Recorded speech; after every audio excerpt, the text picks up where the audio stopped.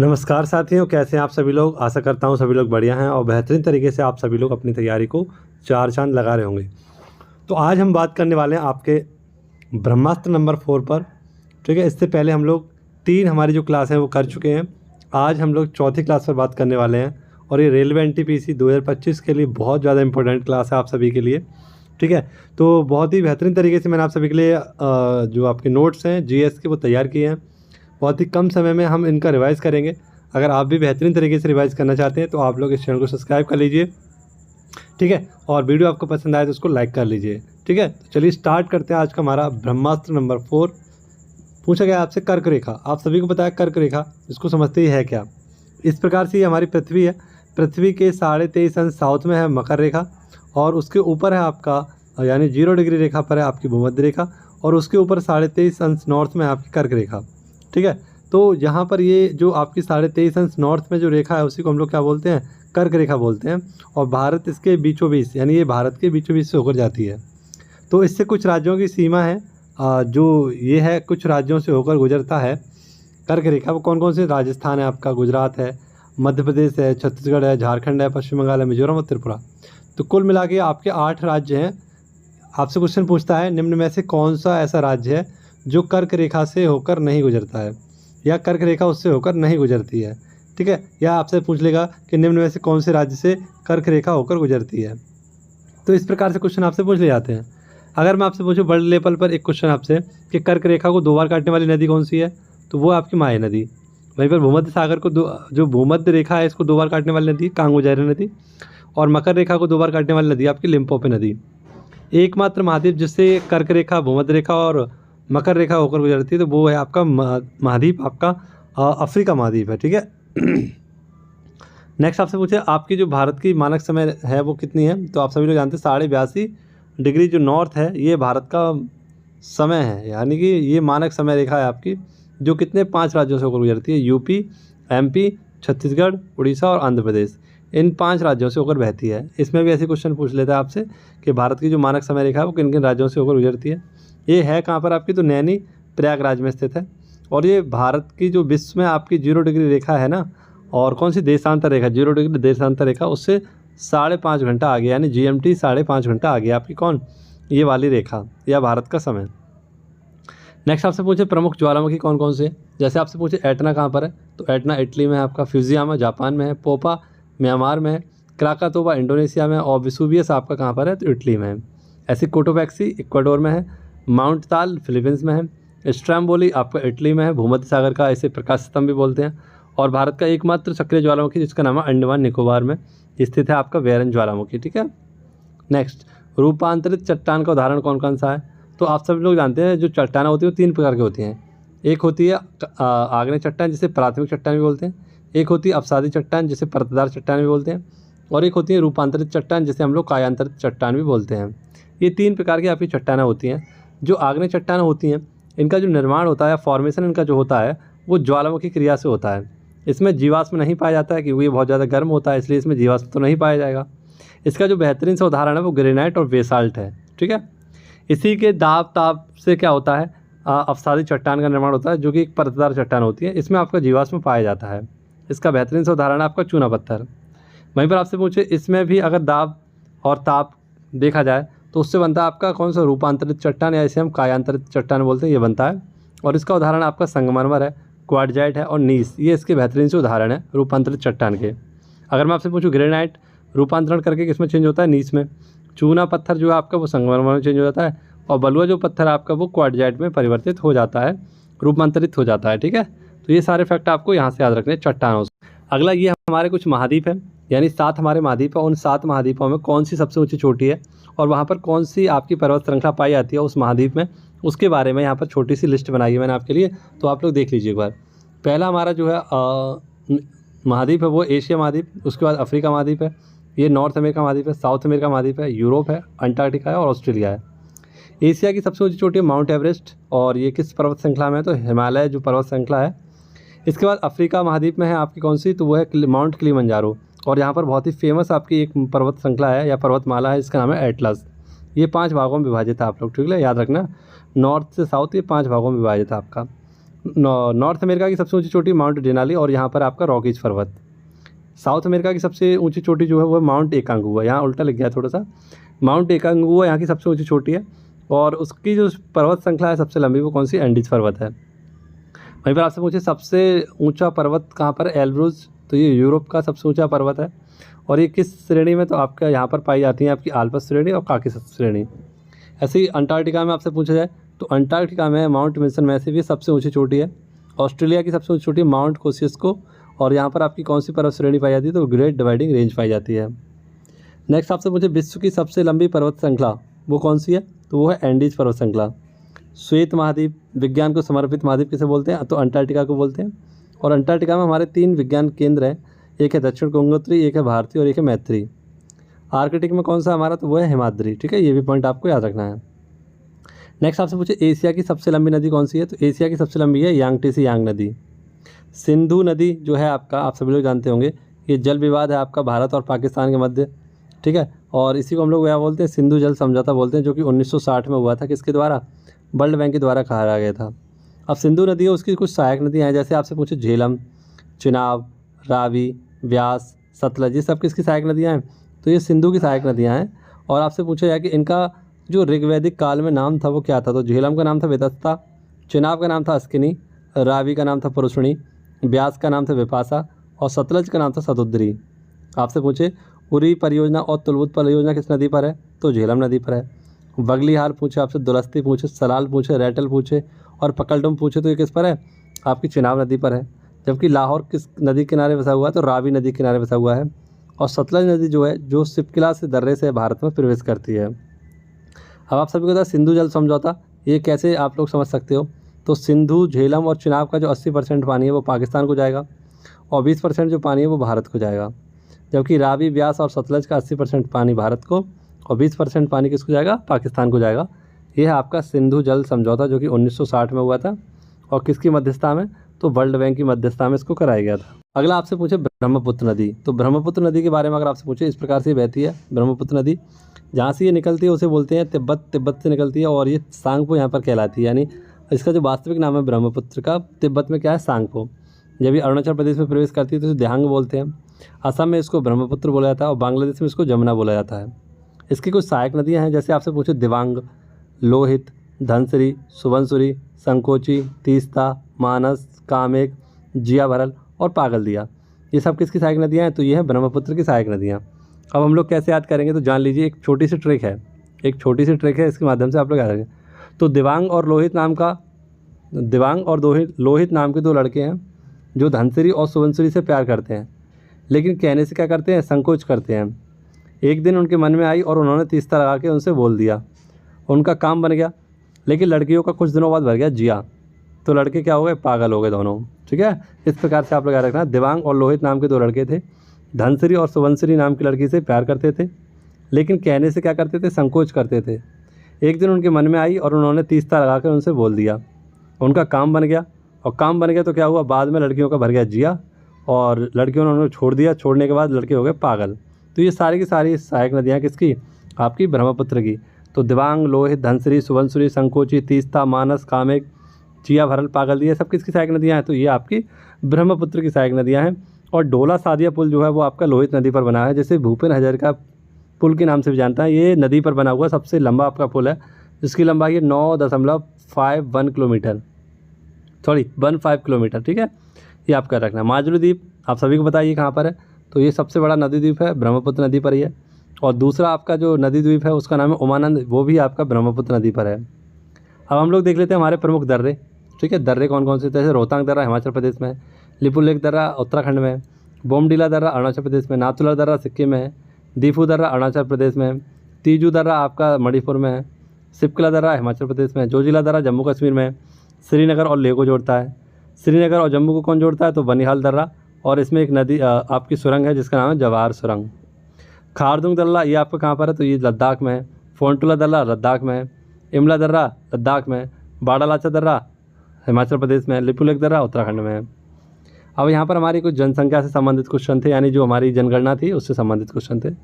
जैसे आपसे पूछे क्षेत्रफल में सबसे बड़ा राज्य कौन सा है, तो वो है गोवा। सबसे छोटा आपका कौन है, सबसे बड़ा राज्य है राजस्थान और सबसे छोटा राज्य है आपका गोवा। आपसे पूछे जनसंख्या में सबसे बड़ा राज्य कौन सा है आपका, तो वो है आपका यूपी, और सबसे छोटा राज्य है सिक्किम। नेक्स्ट आपसे पूछे साक्षरता में सबसे बड़ा राज्य यानी सर्वाधिक साक्षरता कहाँ पर आपकी, तो वो है आपका केरल में, और सबसे कम कहाँ पर, बिहार में। यानी माइनस लगाया वहाँ पर कम, और जहाँ प्लस लगाया उसका मतलब वहाँ पर ज़्यादा है। लिंगानुपात सबसे ज़्यादा आपका कहाँ, केरल का, सबसे कम हरियाणा का। जनसंख्या घनत्व तो आपसे देखा जाए सर्वाधिक कहाँ का, बिहार का, और यूटी में देखा जाए तो दिल्ली का। सबसे कम किसका है आपका, तो वो है आपका अरुणाचल प्रदेश का। सर्वाधिक 10 की वृद्धि दर देखी जाए तो मेघालय की, और सबसे कम आपकी नागालैंड की है। क्वेश्चन आपसे पूछा गया था साक्षरता में महिला पुरुष में सर्वाधिक अंतर कहाँ देखा गया है, तो राजस्थान में देखा गया है। अब बात करते हैं सिंधु घाटी सभ्यता की, जिसे हम कांस्य युगीन सभ्यता भी बोलते हैं, प्रथम नगरीय सभ्यता भी बोलते हैं। इसके कुछ महत्वपूर्ण से आपके क्या हैं, शहर हैं। जैसे आपसे पूछा जाए हड़प्पा, ये किस नदी किनारे है, रावी नदी किनारे है। इसकी खोज 1921 में दयाराम साहनी के द्वारा की गई थी। मोहनजोदड़ो, ये सिंधु नदी किनारे है, 1922 में राखलदास बनर्जी के द्वारा इसकी खोज की गई थी। कालीबंगा, ये राजस्थान में जोते हुए खेत के साक्ष्य यहीं से मिले हैं। चंद्रदोड़ो, ये पाकिस्तान में आपका मनके के साक्ष्य यहाँ से मिले हैं। धौलावीरा, ये गुजरात में है, और 40वीं वर्ल्ड हेरिटेज साइट है भारत की। लोथल, ये आपका गुजरात में, भोगवा नदी किनारे। नेक्स्ट आपसे पूछे राखीगढ़ी, यहाँ पर हड़प्पा सभ्यता का सबसे बड़ा आपका संग्रहालय बनना है। अब यहाँ पर आपसे पूछेगा जो आपका मगध साम्राज्य था, मगध साम्राज्य में आपके 7 वंश थे। कौन कौन से वो 7 वंश थे, तो वो था आपका हर्यक वंश था एक सबसे पहले, उसके बाद ये क्रम से लिखे हुए हैं आपके, हर्यक वंश, उसके बाद था शिशुनाग वंश, उसके बाद था नंद वंश, उसके बाद आया था मौर्य वंश, उसके बाद आया था शुंग वंश, उसके बाद आया था आपका कर्ण वंश, उसके बाद आया था सातवाहन वंश। अब आपसे पूछेगा कि जो आपका हर्यक वंश है इसका संस्थापक कौन है, तो बिंबिसार, ठीक है, बिंबिसार। और इसका जो अंतिम शासक था वो कौन था, नागदशक। इसकी हत्या कर दी थी शिशुनाग ने, और शिशुनाग ने इसकी हत्या करके एक नया वंश स्थापित किया जिसका नाम रखा शिशुनाग, और इसका अंतिम शासक था नंदीवर्धन। नंदीवर्धन की हत्या कर दी थी किसने, महापद्मनंद ने, और महापद्मनंद ने एक नए वंश की स्थापना की जिसे बोलते हैं नंद वंश। इसका अंतिम शासक था घनानंद, और घनानंद की हत्या कर दी थी आपकी किसने, चंद्रगुप्त मौर्य ने, और इसने नया वंश स्थापित कर दिया मौर्य वंश। इसका जो अंतिम शासक था वो था आपका बृहद्रथ। बृहद्रथ की हत्या कर दी किसने, पुष्यमुत्र शुंग ने, और पुष्यमुत्र शुंग ने एक नए वंश की स्थापना की जिसे बोलते हैं शुंग वंश। शुंग वंश का अंतिम शासक था देवभूति। देवभूति की हत्या कर दी थी किसने, तो वासुदेव ने, और वासुदेव ने एक नए वंश की स्थापना कर दी जिसका नाम था कर्ण वंश। कर्ण वंश का अंतिम शासक कौन था, तो वो था सुशर्मा। सुशर्मा की हत्या कर दी थी सुमुख ने, और सुमुख ने एक नए वंश का स्थापना किया जिसका नाम था सातवाहन वंश, और सातवाहन वंश का अंतिम शासक था सप्तकर्णी। तो इस प्रकार से आपको इन 7 वंशों को क्रम से याद रखना है। ये मैंने यहाँ पर आपको जो संस्थापक है वो और जो अंतिम शासक है इसको क्या कर दिया है, लिख दिया है यहाँ पर, ठीक है। तो यहाँ से आप लोग याद कर लेना।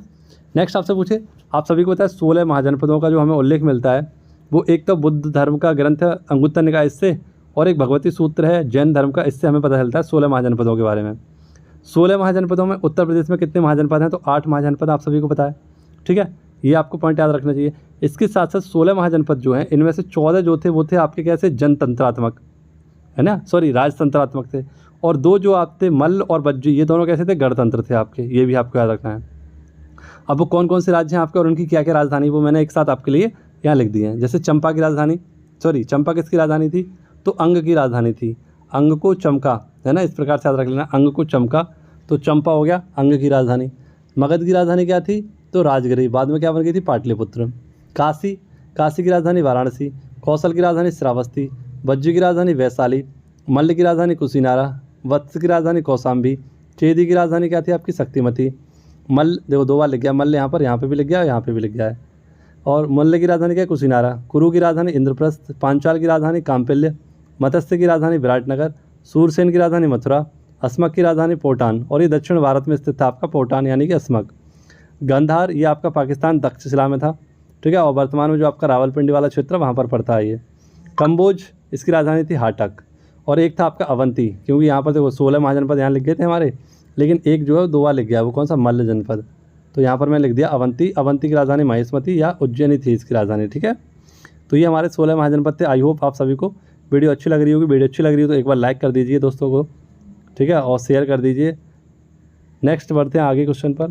अगला हमारा क्वेश्चन है कुछ हमारे जो वंश थे और उनके संस्थापक कौन कौन से थे। जैसे अभी हमने वहाँ पे देखा वंश और उनका अंतिम देखे थे लोग, अंतिम शासक कौन थे। यहाँ पर हम लोग राज्य और उनके संस्थापक देख लेते हैं। जैसे हमारे वंश कौन से थे और उनके संस्थापक कौन कौन थे। तो राष्ट्रकूट का था आपका दंतिदुर्ग। चोल वंश का था विजयालय। गुलाम वंश का कुतुबुद्दीन ऐबक। खिलजी वंश का जलालुद्दीन खिलजी। तुगलक वंश का गयासुद्दीन तुगलक। सैयद वंश का खिजर खां। और लोधी वंश का था आपका बहलोल लोधी। जबकि गुलाम वंश का वास्तविक संस्थापक था आपका इल्तुतमिश, और इसी के द्वारा चलाई गई थी इक्ता प्रणाली आपकी। स्थायी बंदोबस्त ये कौन लाया था आपका, तो कॉर्नवालिस लाया था, पूर्वी भारत था वहाँ पर उसके क्षेत्र में। रैयतवाड़ी आपका रीड और मुनरो लेकर आए थे, दक्षिण भारत के कुछ क्षेत्र में था। महालवाड़ी ये आपका हॉल्ट मैकेंजी लेकर आया था, पश्चिमी भारत जो था उसमें स्थित थी आपकी। प्रेस का मुक्तिदाता किसे बोलते हैं, तो प्रेस का मुक्तिदाता बोलते हैं चार्ल्स मैटकॉफ को। वर्नाक्युलर प्रेस एक्ट लिटन के शासनकाल में आया था। सहायक संधि ये कौन लाया था, वेलेजली लाया था। कैबिनेट मिशन आप सभी को पता है, इसमें 3 सदस्य थे आपके, 1946 में ये आया था। और Pethick Lawrence, Sir AB Alexander और एक था स्टेफर्ड क्रिप्स, ये इसके क्या थे, सदस्य थे। इन्होंने 389 सीटें जो थी आपकी बताई थी, और एक सीट 10 लाख की जनसंख्या पर बताई थी। भारत छोड़ो आंदोलन ये कब हुआ था आपका, 8 अगस्त 1942 को। ठीक है, कहीं कहीं आपके 9 अगस्त भी देता है, लेकिन अगस्त इसका एकदम सही आंसर है। उस समय वायसराय कौन था, लॉर्ड लिलिथगो था आपका। पहले वायसराय कौन थे, तो कैनिंग थे। 1858 में इनको बनाया गया था, क्योंकि 1857 में क्रांति हुई थी, तो क्रांति को यानी कंपनी का शासन बंद कर दिया गया, और कंपनी का शासन समाप्त करने के बाद एक घोषणा पत्र आया जिसके तहत इनको पढ़ा था किसने, तो कैनिंग ने, और कैनिंग को ही भारत का पहला वायसराय बनाया गया था। और ये पत्र कहाँ पढ़ा गया था, तो इलाहाबाद में इसको पढ़ा गया था। साइमन कमीशन भारत कब आया था, तो 1928 में आया था, आप सभी को पता है। यहाँ पर ये 4-5 क्वेश्चन आपको याद रखने हैं। जैसे बंगाल का प्रथम गवर्नर आपसे पूछो कौन था, रॉबर्ट क्लाइव। बंगाल का प्रथम गवर्नर जनरल पूछा आपसे तो होता वॉरेन हेस्टिंग्स। भारत का पहला गवर्नर जनरल विलियम बेंटिंक था। भारत का पहला वायसराय कौन था, कैनिंग था। भारत का अंतिम वायसराय कौन था, तो वो था माउंटबेटन। और प्रथम भारतीय गवर्नर जनरल कौन थे, तो सी राजगोपालाचारी थे। अगला क्वेश्चन आपसे पूछेगा, स्टार्टअप इंडिया है ना, जो उद्यमिता को समर्थन देने के लिए स्टार्ट की गई थी 16 जनवरी 2016 से। उज्ज्वला योजना ये आपकी 1 मई 2016 को स्टार्ट की गई थी। जनधन योजना ये आपकी 28 अगस्त 2014 को स्टार्ट की गई थी। मनरेगा ये आई थी 2 अक्टूबर 2009 को आई थी। हालांकि इससे पहले इसको हम लोग क्या कहते थे, नरेगा कहते थे। तब ये कब आया था, 2005 में आया था। ठीक है, और ये इसको लागू कब किया गया था, तो 2006 में इसको लागू किया गया था। 2009 में इसका नाम नरेगा से क्या कर दिएगा, मनरेगा कर दिएगा, मनरेगा 2009 में। भूरी क्रांति का संबंध किससे है, तो उर्वरक उत्पादन से है। नीली क्रांति का संबंध मत्स्य उत्पादन से है। लाल क्रांति का टमाटर से और मांस से। गुलाबी क्रांति झींगा। पीली क्रांति तिलहन। अमृत क्रांति नदी जोड़ो परियोजना। गोल क्रांति आलू से संबंधित है। श्वेत क्रांति दुग्ध उत्पादन संबंधित है। हरित क्रांति गेहूं उत्पादन या खाद्यान्न उत्पादन संबंधित है। अच्छा, जो हरित शब्द था, हरित क्रांति का शब्द था, वो किसने दिया था, विलियम गॉड ने दिया था। इसके विश्व में जनक कौन थे, तो नॉर्मन बोरलॉग थे। और भारत में जनक कौन थे इसके, तो वो थे आपके एम एस स्वामीनाथन, जिन्हें हाल ही में भारत का सर्वोच्च सम्मान भी दिया गया था। नेक्स्ट, प्रस्तावना में संशोधन। तो प्रस्तावना में एक बार संशोधन हुआ है, और पहली बार कब हुआ था, 42वें संविधान संशोधन 1976 के तहत। 3 शब्द इसमें ऐड किए गए थे, समाजवाद, पंथनिरपेक्ष और अखंडता। 106वां संविधान संशोधन ये किससे संबंधित था, नारीवंदन। इसमें लोकसभा विधानसभा में महिलाओं को 30% आरक्षण दिया गया था। अब बात आई प्रस्तावना की, तो प्रस्तावना से संबंधित कुछ क्वेश्चन है। जैसे प्रस्तावना की जो भाषा है वो हमने कहाँ से ली है, ऑस्ट्रेलिया से ली है। इसका स्वरूप कैसा है, तो हम भारत के लोग भारत को एक प्रभुत्व संपन्न एवं संपूर्ण जो हमारे नागरिक हैं उनको क्या लोकतांत्रिक गणराज्य बनाने के लिए, है ना, आतुर रहेंगे। मतलब उसके लिए क्या कहेंगे, धार्मिक स्वतंत्रता और अवसर की स्वतंत्रता, ये सारी चीज़ देंगे। तो न्याय कितने प्रकार के, 3 प्रकार की बात की गई है। समता 2 प्रकार की है आपकी, स्वतंत्रता 5 प्रकार की है। केशवानंद भारतीय केस ये किससे संबंधित है, तो 1973 में आपका आया था, और इसमें बताया गया था प्रस्तावना भारतीय संविधान का अंग है। नेक्स्ट आपसे पूछे हमारे कुछ राज्य हैं और उनकी स्थापना। तो गुजरात और महाराष्ट्र की स्थापना कब हुई थी, 1 मई 1960 को। नागालैंड की स्थापना 1 दिसंबर 1963 को हुई थी, और इसी दिन हम लोग क्या मनाते हैं, 10 दिन का उत्सव मनाते हैं यहाँ पर, हॉर्नबिल उत्सव। पंजाब हरियाणा की स्थापना 1966 में हुई। हिमाचल प्रदेश की स्थापना 1971 में। मणिपुर और मेघालय और त्रिपुरा इनकी स्थापना 21 जनवरी 1972 को हुई थी। सिक्किम की स्थापना 1975 में हुई। अरुणाचल प्रदेश की स्थापना 1987 में हुई। गोवा की स्थापना 1987 में हुई। मिजोरम की स्थापना 1987 में हुई। छत्तीसगढ़, झारखंड और उत्तराखंड इनकी स्थापना कब हुई, 2000 में। और तेलंगाना की स्थापना हुई थी आपकी 2014 में। तो ये आपको सभी राज्यों की स्थापना भी याद रखनी है। अगला क्वेश्चन आपसे पूछेगा आपातकाल। आपातकाल आप सभी को पता है कौन से भाग में है, भाग 18 में है आपातकाल। और ये कहाँ से, तो जर्मनी के वाइमर सिद्धांत से ले गए हैं। आर्टिकल 352 से 360 तक ये निहित है। पहला है आपका राष्ट्रीय आपातकाल, जिसे ये 3 आधार पर युद्ध, बाह्य आक्रमण और सशस्त्र विद्रोह के आधार पर लगाया जा सकता है। पहले सशस्त्र विद्रोह के स्थान पर क्या था आपका, आंतरिक अशांति था, जिसको 44वें संविधान संशोधन 1978 के द्वारा हटा देगा, और इसके स्थान पर ऐड कर दिया गया सशस्त्र विद्रोह। और ये कौन से आर्टिकल में, 352 में। राष्ट्रपति शासन की बात करें तो आर्टिकल 356 में है, और वित्तीय आपातकाल ये 360 में है। अगर आपसे पूछा जाए कि राष्ट्रीय आपातकाल जो है वो कितने बार, 3 बार लग चुका है, एक 1962, एक 71 और एक 75 में लग चुका है, ठीक है, 3 बार लग चुका है। प्रधानमंत्री बनने की न्यूनतम आयु कितनी होती है, आप सभी लोग जानते हैं, 25 वर्ष। सीएम बनने की आपके 25 वर्ष। एमपी जो लोकसभा के होते हैं इनमें 25 वर्ष। एमपी जो राज्यसभा के होते हैं उनकी 30 वर्ष। एमएलसी ये 25 वर्ष। एमएलए 25 वर्ष, एमएलसी 30 वर्ष। वोट डालने की न्यूनतम आयु 18 वर्ष। स्थानीय सुशासन में आपके लिए 21 वर्ष। राष्ट्रपति बनने की 35 वर्ष, उपराष्ट्रपति बनने की 35 वर्ष और राज्यपाल बनने की भी 35 वर्ष आपकी न्यूनतम आयु है। तो ये आज का हमारा ब्रह्मास्त्र नंबर 4 था। आई होप आप सभी को अच्छा लगा होगा। अगर अच्छा लगा हो मेरे द्वारा पढ़ाया हुआ, ठीक है, नोट समझ में आए हों आपके, तो एक बार वीडियो को लाइक कर देना, दोस्तों के साथ शेयर कर देना, ठीक है, और चैनल पर नए आए हों आप लोग तो उसे सब्सक्राइब कर लेना। मिलते हैं आपसे नेक्स्ट वीडियो में, तब तक के लिए खुश रहिए, मस्त रहिए, व्यस्त रहिए। जय हिंद, जय भारत।